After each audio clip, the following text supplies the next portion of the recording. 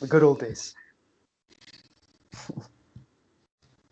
Hello and welcome back to the channel. Welcome back to the RDA. I hope you are doing well. It is the Manchester United versus Manchester City in the Carabao Cup preview. It's an interesting game. I know there's a lot of you out there who couldn't give a flying fettle about the Carabao Cup, but I think it is a monumental point in Ole Gunnar Solskjaer's tenure at Manchester United. Manchester United have not actually, I think in the last 3 seasons, have not won any silverware in the last 3 years, if I'm not mistaken. So this is a massive, massive game because silverware breeds confidence, silverware breeds credibility. I mean, you saw it with Mikel Arteta. He's basically the second coming of Pep because he won an FA Cup. Imagine the scenes if Oli just lifted some silverware. But anyways, Maloto, how are you doing, sir, before we get into the game?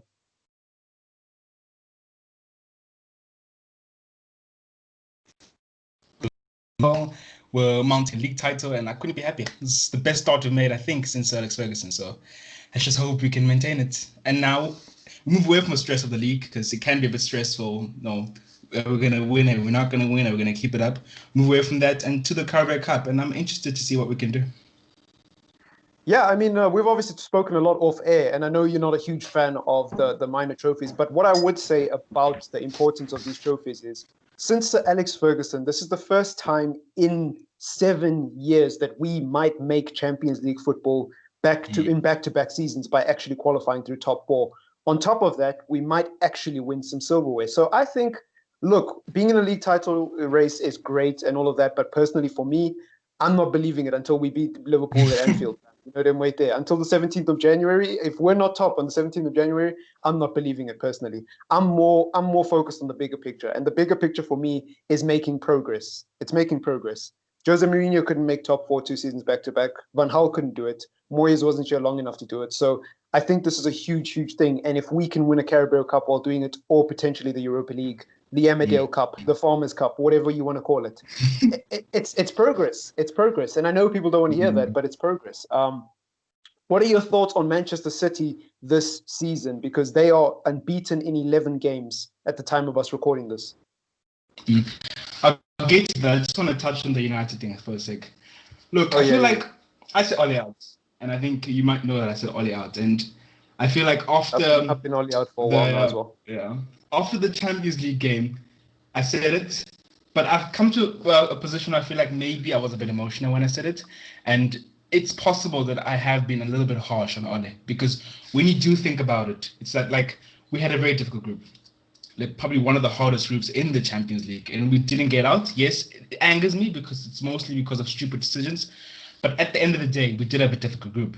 And then you look in the league, he's made massive progress, let's be honest. And we can't just say it's Bruno Fernandes. I've heard people say it's not Ole, it's Bruno Fernandes. He's the manager, he runs the team. And I find that to be extremely unfair because Ole Gunnar Solskjaer is the manager of Manchester United. So when you look at it bigger picture-wise, and we look at the fact that we are in top four, we're like 4 points from Chelsea now. It does look good, you know? And it is more progress than anyone has made thus far. So I think Ole Gunnar Solskjaer has to be given the benefit of the doubt. Yeah, I think, look, I'm Ole out, but I'm not Ole out because of our position in the table. I'm not Ole out because we got knocked out of the Champions League. I'm not Ole out because we lost to Spurs 6-1. As I've always said on this channel, I'm Ole out because I don't think he will lead us to the promised land and be the manager to give us consistent form in terms of winning trophies, and being a contender for the league and the Champions League long term. And for me, that's the most important thing. For me, he's done his job in terms of laying the foundation. And he might go on to do something special this season. You never know because we are joint top of the table. But what I would say to all those people who say it's just Bruno Fernandes, first of all, let me educate you on a few things. Where was Fred before Ole Gunnar Solskjaer? I tell you what, he was a useless Brazilian overpriced signing. Where was Marcus Rashford before Bruno Fernandes? I mean, before Ole Gunnar Solskjaer. I tell you what, he had never scored 20 goals in a season before. Where was Martial? I'll remind you, he was benched. He wanted to leave the club. Mourinho actually wanted him to leave the club, and the Glazers wouldn't let him, or they wouldn't. The Woodward or the Glazers or someone above him wouldn't let him sell Martial. And what a decision! So Martial, Rashford, Greenwood, Fred, all players that have actually improved under Ole Gunnar Solskjaer. Furthermore, a lot of people seem to think that Luke Shaw's improved. I personally think Luke Shaw's still the same player. I personally think people disrespect Luke Shaw. But going forward, he has improved. Guess who's the manager? Ole Gunnar Solskjaer. Mason Greenwood, who brought him through the academy. Oh, yeah, Ole Gunnar Solskjaer. So to me, it's no surprise that our forward players have improved. Scott McTominay had his best game under who? Ole Gunnar Solskjaer. And you can count them on one hand. Man City, when he scored the goal to win us the game, the Leeds game, where he became the first player, I think, in Premier League, pretty much in Premier League history to score a brace in less than 3 minutes. So it's this nonsense about Oli, not having any tactical nous is bullshit. You don't beat teams like PSG and Leipzig without having tactical nous and have such a good record against the top six. And also, if you're gonna say it's individual brilliance, fine. If Ole Gunnar Solskjaer is that bad, then when United lose, you can't blame him. You have to blame the players because he's irrelevant. Okay, he's irrelevant. According to you, when we win, he's got nothing to do with it. So you can't have it both ways. You can't have your bread buttered both sides. So that's all I would say to those people, fam. At the end of the day. So, but that's why I'm only out because of the long-term bigger picture, not because we got knocked out of the Champions League. And I think you're right. I think in hindsight, we got knocked out of the Champions League. And look, that was dark times. That was dark times because it felt like the cycle was coming back. Like back in the Europa League, didn't get back in summer, didn't get his priority signing. Woodward's out there smiling. You just felt like it was back. But anyways, let's stay on track with Manchester City, man. Manchester City, how good have they been for you this season? You know, as I said before we went on air, it's been under the radar. Like, I feel like they've been slowly getting better, but it hasn't really been noticed because I think of their position in the table and the focus has now shifted to United and Liverpool. But yeah, it looks like they're coming good. And this is something I wanted to say a few weeks ago and I didn't say it. And I regret not saying it now because I'm noting it come to fruition. But I feel like there's been a slight change in philosophy in the way they play. It seems like nowadays they don't want to use the wing play anymore. They don't want to use the quick wing play, cross the ball. He seems to have reverted more to that Barcelona style where he plays to the center and he makes a million passes and they try to hold the ball. And I think as much as Ruben Dias has made them better defensively, that in itself has also made them better defensively. And I feel it's been a matter of time where they're so good defensively. Once they start firing offensively, they're going to be unstoppable again. And I think the Chelsea performance it wasn't just the result. It wasn't just Chelsea being bad. Man City were amazing that game. They were absolutely amazing. And yeah, Carabao Cup. To be honest, I'm not scared of Man City. Maybe once upon a time, maybe 2018 when we were clearly inferior, but I'm not scared of Man City. I think we play a style that bothers them. Our counter-attacking is very effective and it bothers them because they like to be special. And in terms of the Carabao Cup and how much it means, yes, I've vocally said I don't care about the Europa League. I don't care about the Carabao Cup and I care a little more about the FA Cup. But you know, with this far in it, it's the semi-final. And as you said, trophies breed confidence and we can't not take it seriously now. It's 2 games away, then we win a trophy. The trophy can inspire us and we'll do better in the league maybe. So yeah, I think we should go for it. I mean, that's what I've said. I also don't really care about the Carabao Cup. I couldn't give a shit if we got knocked out in the 3rd round. Like, I'm being honest with you. But we are in the semi-final. It's not like we're still in round 3 against Brentford on a Tuesday night saying play your second team. We're in the semi-final. That's what annoyed me about last season when people were saying, "Oh, rest people at Wembley." I'm like, why? You're in the semi-final. Playing your strong team in this one-off 90-minute game is not going to impact your season as much as playing the whole if that was really a problem, just don't play your strong team at the beginning. Do what Liverpool do. They just get knocked out. It's okay. Just tank it. That's your, like I've always said, between me and you always know what my philosophy is on cup games. I've always said cup games is where you play your youth.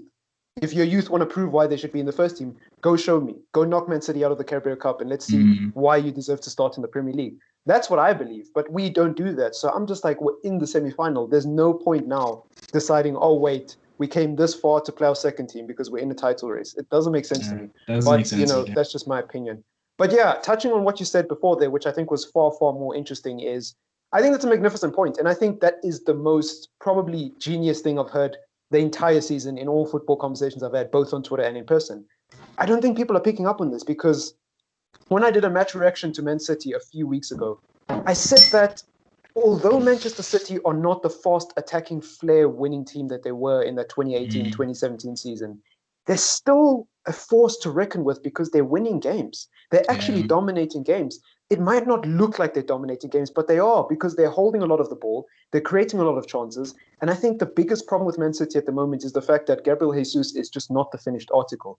Technically, magnificent, Mm. but he's not that striker that you get one chance in a game and he takes it.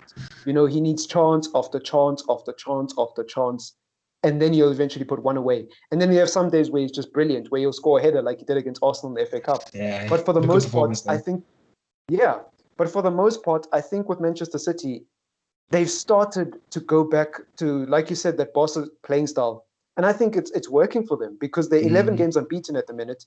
And actually, if they win their 2 games in hand, most people don't know this, but they're 1 point off the top.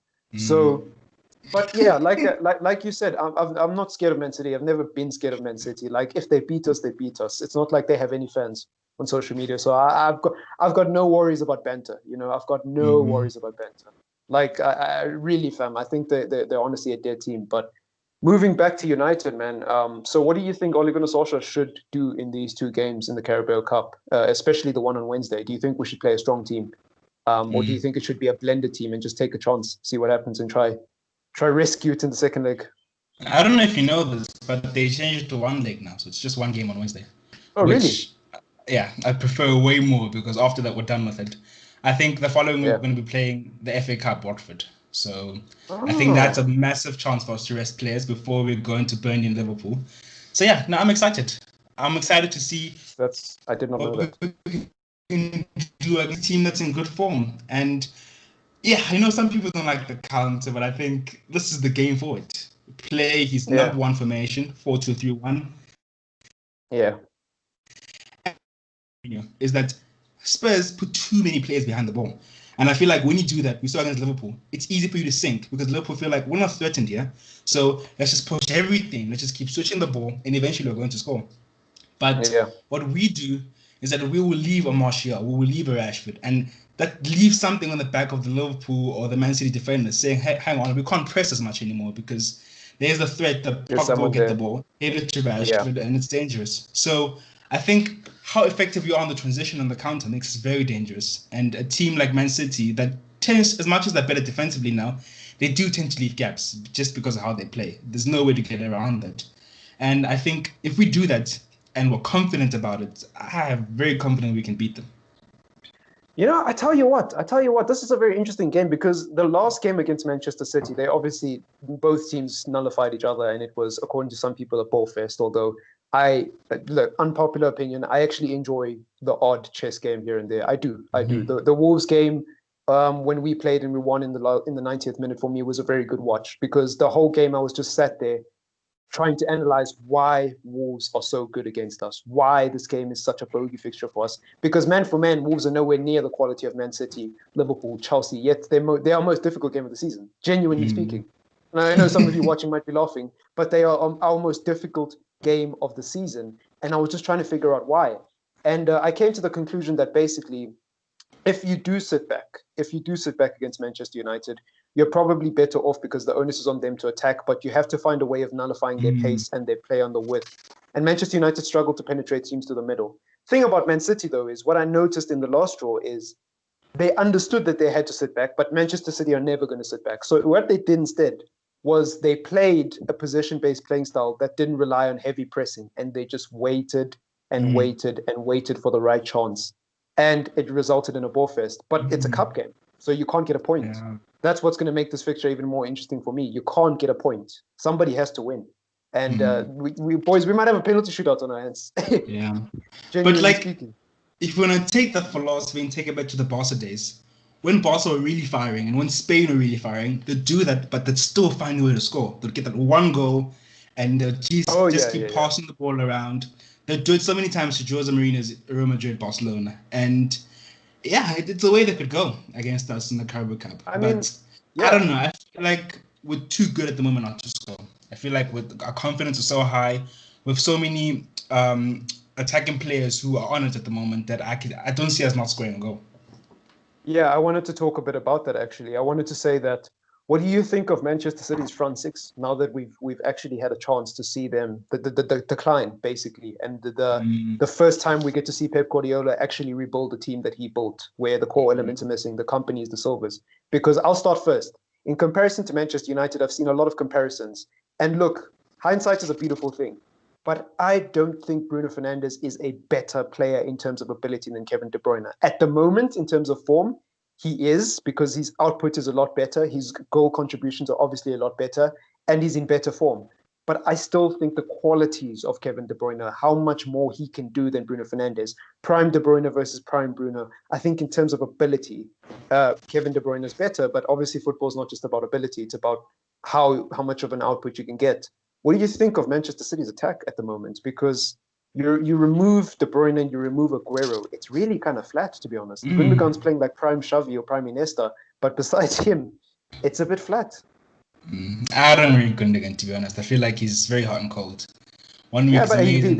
He's been doing well this season, though. Like, he played well against Chelsea. This is the first season where he's been semi-consistent, I would say. No, to be fair. And I think he is playing that Xavi role because he's playing a little deep, kind of like Xavi would play close to, in what's his name again, Busquets. And he's not necessarily the defensive six, but then he does hold the team together and get the position of football moving. He looks after the ball, basically. Yeah. But yeah, there has been a decline. I feel like they seriously missed David Silva. I think that was a big blow. And I think they're not as effective because they don't play 2 box-to-box anymore. And much like us, everything has to go to De Bruyne now. And that can hinder you because if you mark him out of the game, if he's not on it, there's nothing going on. Yeah. So against us, they played De Bruyne in the false 9. That's worked for them a couple of times. And I don't know why they don't do it more often. I think that was good. But yeah, it's coming together. I don't know what's going on with Sterling. I think he makes it worse by not being on it at the moment because I think he was a player who was relied on for a very long time. But I think Sterling is a confidence player. And when things aren't very good at Manchester City, he seems to turn off a little. His finishing is all over the place. And it's really frustrating. I'm sorry for laughing, but he's just a typical English player, isn't he? Yeah. When he's on form, he's world class. But when he's not on form, he's awful. It's ridiculous, really. So it's a shame because they really need him. Torres, he just got there, so I don't think we can judge too much on it, but he does pitch in here and there. Foden is one I've underestimated for a very long time. I won't lie. I think it's because there's the whole who's better, Greenwood or Foden, and I tend to take Greenwood's side, and I tend to look down on Foden. But if I have to be objective, he's a really good player, and he's a player who I've said can't replace David Silva, but to be honest, he's done a better job than I thought. He's still not there, but he's done a better job than I thought.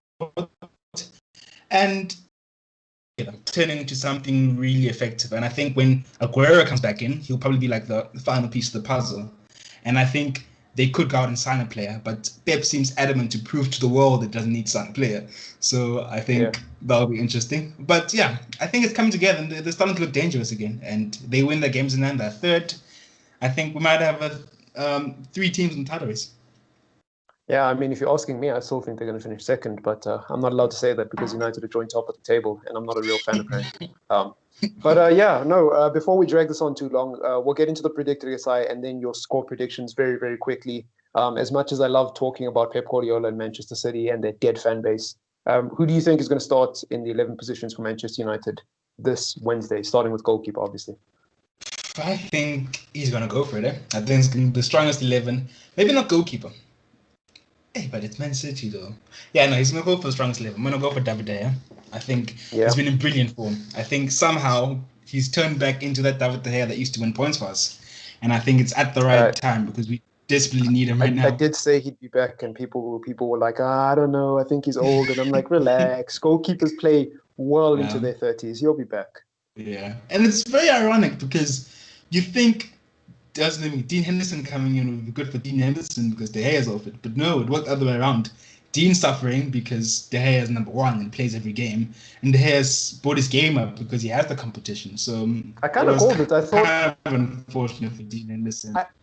I think Dean Henderson coming back to Old Trafford was a mistake, to be honest. I think he's wasting his career. But Apparently, he's keeping De Gea on his toes because De Gea needs another goalkeeper to be good.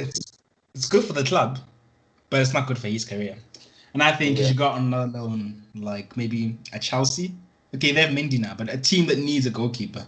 And he's obsessed with playing for Manchester United. Then maybe he'll come back later. I don't know. My biggest pet peeve with the Dean Henderson coming back is the wage bill. You know, people say it's good for the club. And yes, it's good for the club if De Gea is playing well, but then Romero, you know, like we have 3 goalkeepers on nearly 750 grand a week, and we're only using 1. That's such a waste, you know. These are the kinds of decisions that have cost us over the last 7 years in other positions. And it just annoys me because I think a lot, and it's funny because a lot of you on this channel, Shawnee, yourself, Clayton included, have talked so highly of Romero. So I don't get why there's gas around Henderson. I thought Romero was already doing that job, but I don't know. Anyways, moving on. Who do you think will start in the back four? Luke Shaw, definitely. I think he's our best defender, to be honest. Yes, Bailly is very talented, but Luke Shaw is talented and consistent, so you're going to get slaughtered.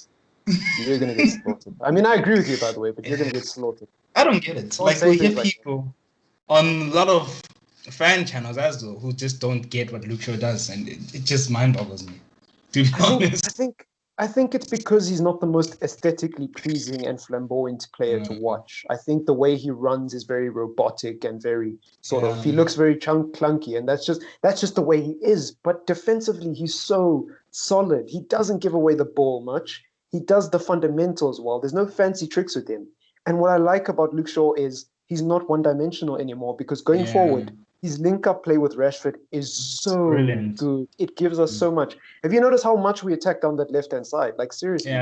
It's ridiculous because it's the combination of Luke Shaw. And so, I don't get it either, you know. I think it's just an agenda. And I think it's not fashionable to say Luke Shaw's the best defender because Alex Telles is the new shiny toy in town, you know. And if you don't like Alex Telles, you'll go as far as saying people like Ben Chilwell are better. And I think it's just rubbish. I think it's just rubbish. Kieran Tierney scored that amazing goal against, I think, West Brom, and people went crazy. Like, look. No, he's the best at back in the league now. Forget what Robertson did for Liverpool, and they're winning the league, by the way. After they get their losses reversed, they're going to go invincible again. But anyways, centre backs. Who do you think is starting? I mean, Bailly has to start, right? Because we know Maguire doesn't rest. Yeah, it has to be Bailly and Maguire. To be honest, I think Maguire's improved. I think that's an unpopular opinion at the moment, but I do think he's improved. I agree. Yeah, I think the stupid mistakes aren't in the game anymore. Yes, sometimes he's still marking air, which is a bit annoying, but the stupid mistakes aren't there. The tackling is improved, positional sense is improved, and obviously he wins everything in the air, so that's always impressive. But I feel like Bailly coming back has exposed that even more because I think you said it in one of your videos. Like, I think with the pace he has, recovery is spot on. And it's not just that. Bailly is very talented. He's extremely talented. He will recover quickly, and his positional sense will be amazing, and his tackling will be amazing as well. He's everything Maguire's not because he can even cut out a cross. I spoke a lot about how when Maguire and Lindelof play, we concede a lot of low-driven crosses. That doesn't happen with Bailly. If you noticed, a lot of these blocks come on the edge of the 6-yard box because he's blocking either low-driven crosses that are coming across or shots that are going to goal. And I love that about Eric Bailly. With Lindelof and Maguire, we concede. I think I agree with Ricky on the United stand. We don't concede less goals overall if you actually compare the games across Bailly's tenure at Manchester United. However, the type of goals we concede with Eric Bailly are a lot better because it forces teams to come through the middle rather than run down the side as frequently. Whereas with Maguire and Lindelof, the goals just look so bad, and it does neither of them justice. And I just think you're right. It's not a popular opinion to like Maguire, but I think Maguire is a really good defender. I really, really do. And I know a lot of you will. I mean, we're not big enough to have people clip things up yet because a lot of people will be going crazy right now. I'm not Maguire's biggest fan, but I've got no personal agendas. I can say when a player is good, and Maguire is not a crap player. I've never said Maguire is a crap player. I've always said about Harry Maguire, we haven't seen the best of him. I didn't like him when he got here. I didn't think he was the right type of signing, but he's here now, so let's get the best out of him. And I think the way you do that is by playing someone quick next to him. And whether or not Lindelof is better, it's like comparing piss and shit. I think Maguire is a little bit better because aerially he offers what Bailly... And actually, Bailly's not bad in the air, by the way. But if Bailly only has to focus on the ground, Maguire can handle the air. more than capable, you know. So I think it's working. It's just I don't see us winning a title because I know Eric Bailey's porcelain legs will get broken. He's made out of glass, fam. He's made out of glass. But anyways, I've always hyped him up, but I just can't anymore because I know it's going to happen. And I think I still question. Sorry to cut you off, but I still question how good he is over an entire season because I haven't seen that. Like, I get it. He comes back and he looks amazing, but being amazing for 5 games doesn't really tell us much about how good you really are. Imagine if Bailey was a fit defender. Do you really think there wouldn't be players out there studying tapes of him and trying to figure out his weaknesses and actually exploiting him? Do you not think at some point he would go through a 6-month run where he's just awful like every other player? I'd say, like, talent-wise, he's amazing, and he does the simple things well. But then you can also say the same thing about Wan-Bissaka, and look what's happening with him. So, no, bad spells are natural, and people will study you and try to figure you out. So, yeah, we do need a centre-back, because I feel like Tinzweba is not the finished article yet. He lacks some things that Baye has, like in the positional sense. Sometimes he makes stupid mistakes. And he has the pace though, so he can grow into it. And I think he's much younger, so that's interesting. But we need a centre back. I think if we sign a centre back this January, it'll just, my opinion of us winning the title will be set. And I'll be like, we're going for it. We're gonna match Liverpool because as much as we need other things, I think our centre back is a big piece of that puzzle. So yeah, but I think a centre back and a full back will help a lot because I think going forward we're fine. Speaking of going forward, obviously Wan-Bissaka is going to start in defense, so I don't think there's much point talking about that. And we're running out of time anyways. Going forward, 6 players. Who are you starting? Bruno has to be one of them. Rashford probably has to be one of them as well because I think he's undroppable at the moment. Who are the other 4? Because Cavani, I believe Cavani... Does he have a ban in the Carabao Cup as well? Or is it just the 3? That's interesting. No, I think it might be because they're all under the FA, if I'm not mistaken. Oh, so yeah. Okay. But I could be wrong. Cavani's not available. I could be wrong, though. So who are you going with? McFred or are you going with Pogba? Possibly Matic? I'm going with McFred. And a lot of people won't like to hear that. But look, it works in these games. It works. Statistically, they're our best midfielder with Bruno, to be fair. Yeah, and like, can't say much about Fred anymore. I think he's become our second most valuable midfielder, to be honest. Like, I think Pogba's talented but inconsistent. Donny never plays, which is a shame because I think he'd be Donny should have taken Cavani's ban. Yeah. They should have just given the ban to Donny because he doesn't play anyways. But yeah.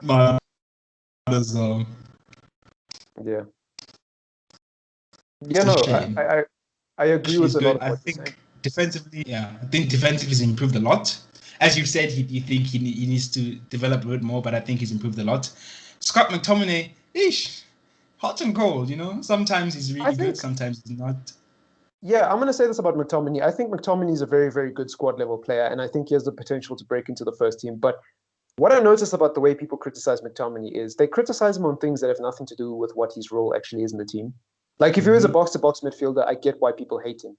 But as a midfielder, when he's playing okay and he's playing all right and he's not having the best of his games, he doesn't actually lose the ball that much in our half.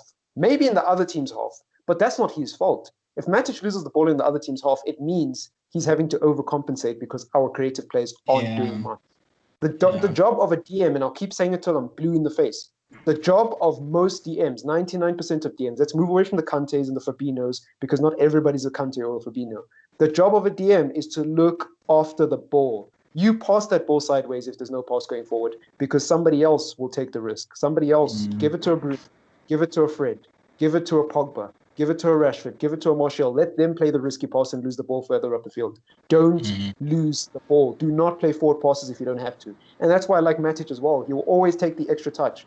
Shawnee used to criticize Matic for taking the extra touch, but that's what he's meant to do. He's supposed to look for the best possible option to retain possession. That's his job. He's supposed to keep possession. So that's all I'll say on McTominay. I personally don't think he's a DM, and neither is Fred. Neither of them are articles, but we'll just have to wait and see. I mean, as a double pivot, they seem to be working. I just think people skip past him too easily. Like, defensively, he's a bit poor. But yeah, he only does lose the ball in, like, his worst of games. But in other games, he's really good at retaining the ball. So I'll give him that. But he is probably a box-to-box, and Ole needs to look at that. And if you want someone to retain the ball, there's Donny on the bench who never loses the ball when he's playing that position. So, yeah, it's really frustrating. But obviously, ahead of them, there's no question. Like, if we didn't play Bruno, I'd be extremely surprised. It has to be Bruno Fernandes. And next to Martial and Rashford, I'm going to say Dan James. You're going to play the Duracell Bunny in the hopes that Manchester City are going to play a high press. You're actually going to play Sonic the Hedgehog on the hopes that Manchester City... What happens if he gets nullified for 45 minutes and we're 2-0 down at halftime? I mean, I respect it. I respect it. But I'm trying to get into Ole's head as well. I think it's something Ole will do. And I think Man City struggle against his pace. They really do. So I want to see how he can trouble them. And if it works, the big advantage in our book. So, yeah. And I think Greenwood has been very hot and cold nowadays, to be honest. Like, he doesn't seem to have the final product as much as he has. Yeah, he got nullified against Wolves because, like I've always said, he's not really a right winger. So he has the ability to dribble past a man, but he can't do it consistently enough for me to be considered as a creative player. He's so one-dimensional. He reminds me so much of Rashford nowadays. He tries so hard to cut in and get the shot off. And I'm like, mate, just wait for the overlap or pass it back. You don't always need to be Mr. Ronaldo, do it all yourself. That's what I think is the problem with Greenwood. He needs to simplify his game a little bit and take a page out of Dan James's book. Learn to do the donkey work, run up and down. Get back on defense. Just do the donkey work. When you're not having a good game, don't try play yourself out of form. Just do the donkey work. Simplify the game. That's all I would say to Greenwood. And I've always disagreed with it, but I think maybe he is more of a striker because he does seem to be struggling on the wing. So I can see that. His best attributes are literally that of a striker. His best attributes are to find the shot on target. His best, like, I get why people think he's good on the right wing because that's all we've ever seen him as. But if you actually know about Mason Greenwood when he came to the academy, he was a striker. He's actually playing out of position. Most people don't actually know, but yeah, and that's not really a winger's quality. If all you do as a winger is score goals, then you're not really a winger. That's just one aspect, But I know, it's all. I'm going to go off the topic a little bit. And I know we've touched on this before. What do you think of Traore? Because I think he's a signing we can make in January. And I've realized that he's very consistent. And in terms of creating chances, he's probably one of the best you've seen. So would you take him at the moment that Manchester did? I mean, fun fact about Traore, he was the first winger, I think, to not score a goal in the entire calendar year last year in the current Premier League. So he didn't actually score a goal last year. But yeah, I don't know. My opinions are mixed on Traore. If we bought Traore, would I be upset? Of course not. Of course not. I like Traore, but is it the right sort of signing that Manchester United should be making? I don't know. He does add something different. But when I saw him in the game against Wolves the other day, I just thought, if you take away the pace of this guy, what does he really have? Because when he tries to dribble, it looks like he has to work so hard. Technically, he's not the most... I think so. I don't think he looks that natural. Yes, you might be fooled by his quick feet and his dazzling looks and his biceps and everything, but I don't know. When I look at him and I look at someone like a Pulisic, when I look at someone like Hudson-Odoi, when I look at someone like Sterling, even Rashford to a certain extent, I do think he looks a tad bit robotic nowadays. And I just think his dribbling is something he has to work so hard on. And when it doesn't work, it's very noticeable. Like against United, he didn't really do much besides use his pace to get past. I don't know if it was Shaw or whoever was playing on that side. But he didn't really do much because when he did cut in, he always tried to go for the shot. I remember even his coach was telling him to calm down and just play the pass. And look, that might be because Wolves were playing on the counter and that was what he thought was the best option, but I don't know. I haven't watched Adama Traore enough to say I definitely want him at Manchester United, and he definitely 100% fits in with what he do. I think it's a risk. I do think it's a risk. And I know people like him because he's one of the most prolific dribblers in the Premier League, and there's those crazy stats about how many people he's passed, but there's context. When you're playing in a Wolves team, when you're the only one who can dribble, obviously you're going to have all the dribbling stats for that team. You know what I mean? Fair. I worry about his ability to simplify his game. I think he'd go through a period at United where he would just do stupid things, try run past a man, and we'd all be there yelling at TV, just play the simple pass. Because... I don't know. I think he has it. Because I think the amount of assists he gets a lot. And I feel like it's not seen as much because Wolves only play him when they play wing backs, which is unfortunate for him. So he can't always play when they don't play the 5 at the back or the 3 at the back. But I don't know. I feel like he's more of a natural winger than anyone's got. I think he's a super dangerous. He is. But And like I said, he's one of the most prolific creative players in the Premier League. There's no doubt about that. I'm not taking that away from Traore. But does he fit into Manchester United's system? I don't know. I don't know. Because then we have to make sure that we use and abuse him and make sure that we have a playing style that's centered around his best attributes and how he's able to create. And I just don't know, because we play a very counter-attacking heavy style. And that's what Wolves tried to do the other evening. And he looked flat, in my opinion. You know, in games where Wolves are just sitting back and hitting teams on the break, I just don't see it. And I feel like because he plays with people like Jimenez, would him and Martial have good chemistry? Because Martial's a hold-up striker. He's not the type of striker who gets on the end of balls that frequently. I just think, I don't know. It's a risk for me. And like I said, if he came, I'd be happy. But I'm not gonna be upset if we don't go for him. If he goes somewhere else and he does well, I'd be like, fair play, fair play. It's I don't know. But anyways, score predictions before this drags on for too long. Score predictions against Man City. What you going to expect? It's a tough one. To be honest, when I thought about this a few months ago, I thought it was easier. I thought we're much better formed than them. But it's clear that I haven't really noticed what Man City have been doing, and they've picked up a lot. And it does seem like it's going to be a tight game. 11 games, guys. Yeah. 11 games is a long streak. But anyways. It's a very long time. And they've won the Carabao Cup, I think, ever since Pep came. Okay, I didn't think they won in the first season, but ever since the 2018 season, where they were amazing, they've won the Carabao Cup. They've turned it into the Copa del Rey like Barcelona, which is a bit annoying. But come on, we can't lose another semi-final. I'd be so annoyed, to be honest. I mean, not so far though. We're top of the league, so you'll have people saying, we didn't care anyways. But I think it's massively frustrating. Look, like I said, whether you care about the Carabao Cup or not, we're in the semi-final.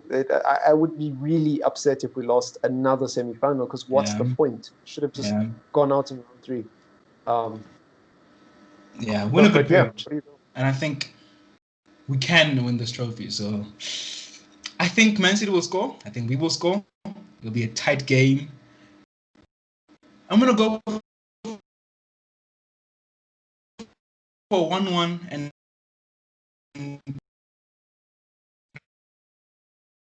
sorry, I'm lagging a bit, so if I do take a while to respond, there's just a bit of lag on my side. I'm waiting for it to come back. Okay, there we go. Sorry, I didn't catch your prediction. I heard 1-1. Win on penalties. Okay. I can see that. Because every prediction I make is a 2-1 prediction, I'm not going to do that this time. I'm going to go with something wild just for the sake of it, so people stop calling me out on my bullshit. I think we are going to win this. Yeah, I can see a penalty shootout, but to be honest, just for the sake of it, just for the content, 3-2 United. That'll be a lit game. We'll just have to see. That'll be an insane game.